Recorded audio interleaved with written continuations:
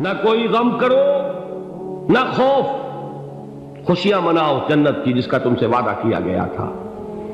اللہ کی ربوبیت پر اطمینان جب انسان کو ہو جاتا، میرا رب اللہ ہے، ربی اللہ، انسان کے لیے نہ کوئی کھٹکا، نہ کوئی خطرہ، نہ کوئی خوف، نہ کوئی حزن۔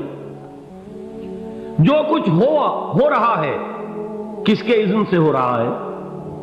اللہ کے اذن سے۔ اللہ کے اذن کے بغیر پتہ تک نہیں ہلتا۔ یہ کوئی اندھا بہرا مادہ نہیں ہے جس سے مجھے کوئی خوف ہو۔ اندھا بھینسا چلا آ رہا ہو اس سے تو ڈرنے کا ہر انسان کو ڈرنا چاہیے، نہ معلوم کس کو ٹکر مار دے۔ لیکن نہیں، اس کائنات کو چلانے والا ایک سمیع و بصیر خدا ہے، وہ جو میرا دوست ہے، میرا ولی ہے۔ اللہ ولی الذین آمنوا یخرجہم من الظلمات الی النور۔ اللہ اہل ایمان کا ولی ہے، ساتھی ہے، پشت پناہ ہے، مددگار ہے، حمایتی ہے۔ بتائیے جسے یقین ہو جائے کہ اللہ میرا مددگار، اللہ میرا محافظ، اللہ میرا پشت پناہ، اللہ میرا حمایتی، اس کے لیے کوئی خوف ہوگا؟ اس سے کوئی ڈر ہوگا؟ میں مثال دیا کرتا ہوں ایک بہت سادہ، پنجاب کے دیہات کی۔ تو بڑا چودھری ہے اور کوئی غریب کسان ہے۔ اس غریب کسان کے جانوروں کو ہر وقت اندیشہ ہوگا چوری کا، کوئی میری بھینس کھول کر نہ لے جائے، کوئی میرا بیل کھول کر نہ لے جائے۔ لیکن جس کے بارے میں یہ سب کو معلوم ہو کہ وہ جو بڑا چودھری ہے وہ اس کا دوست ہے، اس کی بچیا کو کوئی خوف ہوگا؟ اس کی بھینس پر کوئی ہاتھ ڈالے گا؟ اسے کوئی اندیشہ ہوگا؟ نہیں۔ کیوں؟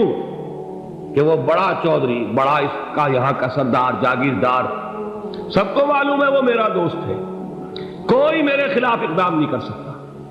اس دنیا میں یہ چھوٹی سی بات اگر آپ کے دلی اطمینان اور سکون کا باعث بن سکتی ہے تو ذرا تصور کیجئے۔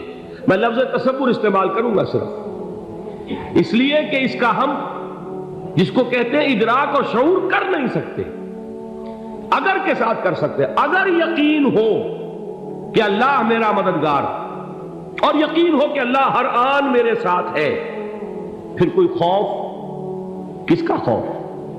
کوئی شے اللہ سے بالا تر ہے؟ کوئی قوت اس سے زیادہ طاقتور ہے؟ کوئی اس کے ارادے کو بدلنے والا ہے؟ کوئی اس کی مشیت کے آڑے آنے والا ہے؟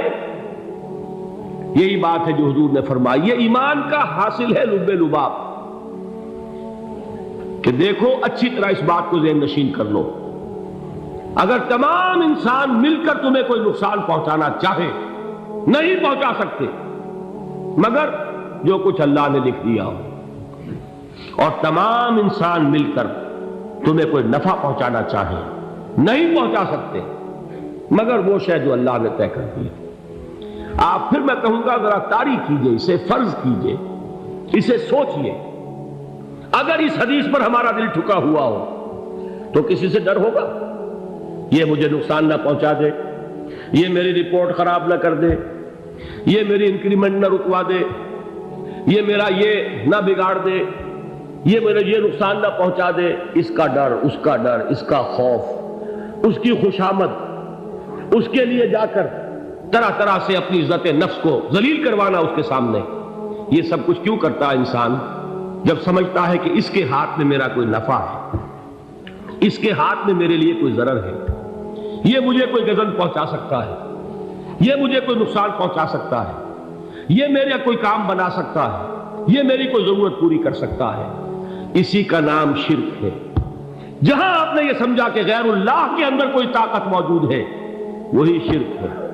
بتوں سے تجھ کو امید ہے، خدا سے نومیدی، مجھے بتا تو صحیح اور کافری کیا ہے؟ شرک تو یہ ہے۔ جس پر بھی تمہیں یہ خیال ہے، کلمہ ہے یہ کلمہ سوم، لا حول ولا قوت الا باللہ، ذرا اس پر دل کو کبھی اگر آپ تصور کریں، پھر فرض کریں، دل ٹھک جائے اس پر، کوئی طاقت نہیں۔ یہی بات تھی جو شیخ عبد القادر جیلانی رحمۃ اللہ علیہ نے اپنی وصیت میں اپنے بچے سے کہی۔ 11ویں دینے والے ہیں لیکن حضرت شیخ عبد القادر جیلانی کی وصیت اور تعلیمات کو کتنے لوگ ہیں تم جانتے ہو؟ یہ جن مقامات تک پہنچے ہیں وہ کس چیز کی بدولت پہنچے؟ انہوں نے جو پیغام دیا وہ کیا تھا؟ اے میرے بچے، جس طریقے سے قرآن مجید میں حضرت لقمان کی نصیحتیں جو ہے نقل کر دی گئی ہیں، میں یہ عرض کروں گا بالفرض اگر قرآن حضرت عبد القادر جیلانی کے بعد نازل ہوا ہوتا تو شیخ عبد القادر کی یہ نصیحتیں بھی قرآن میں درج ہوتی۔ اتنی اونچی نصیحتیں ہیں۔ اے میرے بچے، اس حقیقت کو ذہن نشین کر لے، لا فاعل فی الحقیقت ولا مؤثر الا اللہ۔ اس کائنات میں نہ کوئی فاعل حقیقی ہے نہ مؤثر حقیقی ہے سوائے اللہ کے۔ کسی شے میں کوئی تاثیر نہیں اگر اللہ نہ چاہے۔ آگ جلا نہیں سکتی اگر اللہ نہ چاہے، پانی ڈبو نہیں سکتا اگر اللہ نہ چاہے، زہر ہلاک نہیں کر سکتا اگر اللہ نہ چاہے، کوئی چیز فائدہ نہیں پہنچا سکتی اگر اللہ نہ چاہے۔ تو در در پہ کیوں سر جھکاتے ہو؟ در در پر کیوں جبیں سائی کرتے ہو؟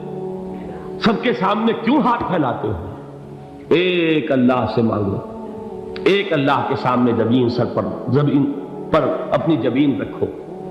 لا فاعل فی الحقیقت ولا مؤثر الا اللہ۔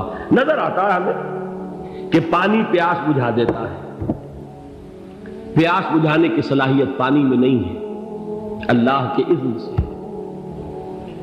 کھانا بھوک مٹا دیتا ہے، بھوک مٹانے کی صلاحیت کھانے میں نہیں ہے، اذن رب میں۔ دیکھیے یہی یقین تھا حضرت موسیٰ علیہ السلام کا واقعہ یاد کیجئے۔ سامنے سمندر آ گیا ہے، قوم دیکھتی ہے پیچھے کہ گرد و غبار کا طوفان۔ معلوم ہوا کہ فرعون اپنے لشکر سمیت آ گیا۔ لشکر جب چلتا تھا تیز رفتاری کے ساتھ تو گرد و غبار کا جو طوفان اٹھتا تھا اس کا تصور کیجیے، اور لمحہ بلمحہ وہ قریب آ رہا ہے۔ پوری قوم نے کیا کہا؟ اے موسیٰ انا لمدرکون، اے موسیٰ ہم کو پکڑے گئے۔ قرآن مجید میں تو یہاں وہ باتیں نہیں لکھی ہیں، لیکن تورات میں یہ درج ہے کہ بنی اسرائیل جھگڑنے لگے، دست و گریبان ہو گئے موسیٰ کے ساتھ۔ موسیٰ نے یہاں مروایا لا کر، اس سے تو ہم ہی بہتر تھے، وہاں کھانے کو ملتا تھا، زندگی تو تھی، بیگار ہم کر رہے تھے، موت تو نہیں تھی۔ اب جو کچھ ہوگا اس کا تصور کرو، جس طریقے سے ہمارے ٹکڑے اڑائے جائیں گے۔ تو لڑ رہے ہیں حضرت موسیٰ علیہ السلام سے۔ یہ تورات کی تفصیل ہے، قرآن میں صرف اتنا آیا ہے، پریشان ہو کر انہوں نے کہا انا لمدرکون، موسیٰ ہم کو پکڑے گئے۔ اس وقت موسیٰ کا جواب کیا ہے؟ کلا ان معی ربی سیہدین، نہیں، میرے ساتھ میرا رب ہے، وہ راستہ دے گا۔ بتائیے کہاں راستہ نظر آ رہا ہے؟ یہ ہے ایمان بالغیب۔ راستہ نظر نہ آئے تب اللہ پر یقین ایمان ہے۔ جیب میں پیسے ہوں اور تب دل کو اطمینان ہے تو ایمان کس پر ہوا؟ پیسے پر، اللہ پر نہیں۔ جب وسائل و ذرائع نہ ہو اور پھر یقین ہو کہ اللہ مسبب الاسباب ہے، وہ اسباب کا پابند نہیں ہے، وہ اسباب کا محتاج نہیں ہے، اسباب اس کے محتاج ہے۔ اگر یہ یقین ہے تو اللہ پر ایمان ہے، یہ نہیں ہے تو تمہارا ایمان اسباب پر ہے، وسائل پر ہے، ذرائع پر ہے، مادیات پر ہے، اللہ پر نہیں۔ اس وقت کہاں راستہ تھا؟ کوئی راستہ تھا؟ سمندر ہے اور ادھر سے لشکر آ گیا ہے۔ کلا ان معی ربی سیہدین۔ اب دیکھیے ایمان کہہ دینا آسان ہے، ہوا معکم اینما کنتم، جہاں کہیں بھی تم ہوتے ہو اللہ تمہارے ساتھ ہوتا ہے، لیکن اس کا یقین قائم ہو جائے تو زمین و آسمان کا فرق واقع ہو جائے۔ یہی بات ہوئی حضور کے ساتھ۔ غار ہے، چھپے ہوئے ہیں محمد رسول اللہ اور آپ کے وہ یار غار ابو بکر صدیق رضی اللہ تعالی عنہ۔ اقبال نے حضرت ابو بکر کی شان میں چند اشعار کہیں صرف، لیکن واقعہ یہ ہے کہ بھاری بھاری نظموں پر اور قصیدوں پر بھاری ہے، طویل ترین نظمیں اور قصیدے ہوں ان پر بھاری ہے۔ ہمتیں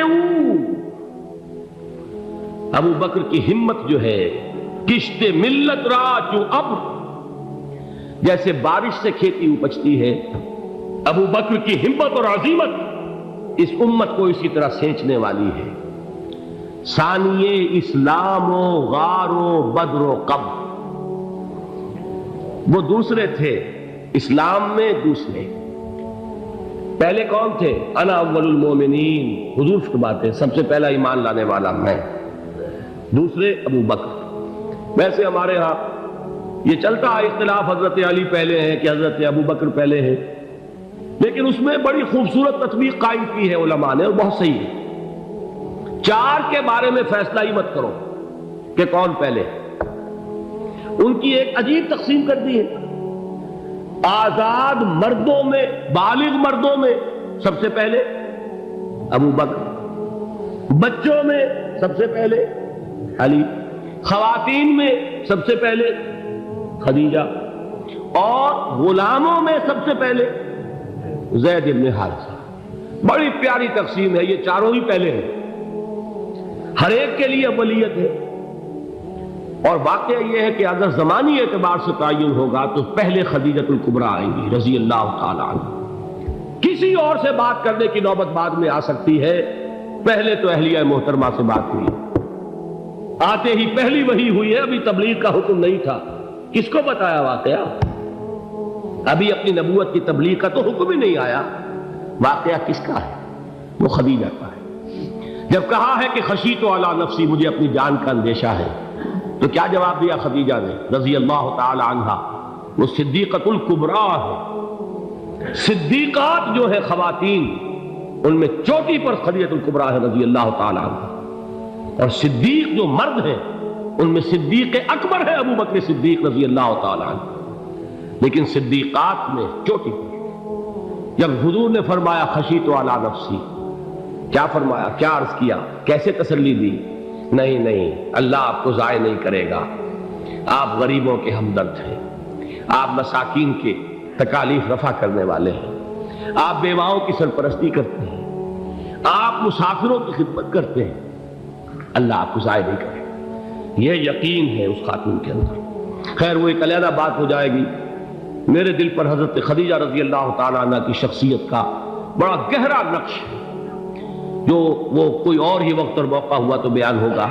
بہرحال اقبال نے ایک مصرے میں جو چار اولیتیں جمع کر دی ہیں، ہمت او کشت امت را چو ابر، ثانی اسلام و غار و بدر و قبر۔ اسلام میں حضور کے بعد پہلے کون؟ ابو بکر۔ غار میں حضور کے ساتھ کون؟ ابو بکر۔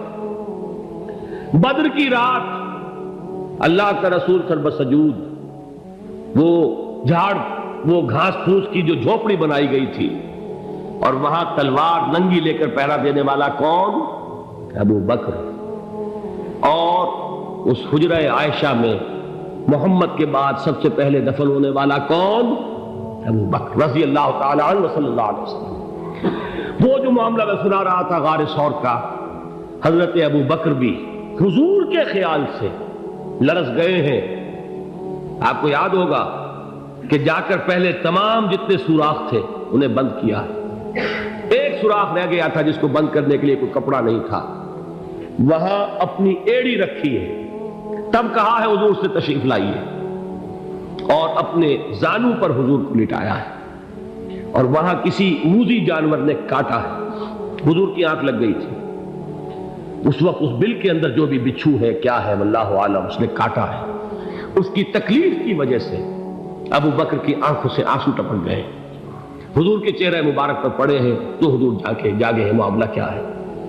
ایڑی نہیں ہٹائی وہاں سے، مبادا وہ جانور وہاں سے نکل کر محمد الرسول اللہ کو کوئی گزن پہنچا دے، ابو بکر کی ایڑی ہے، جس طرح چاہے کھا لے، ختم کر دے، جان نکل جائے تب کوئی آنچ آئے، محمد پر تو آئے، لیکن جیتے جی نہیں۔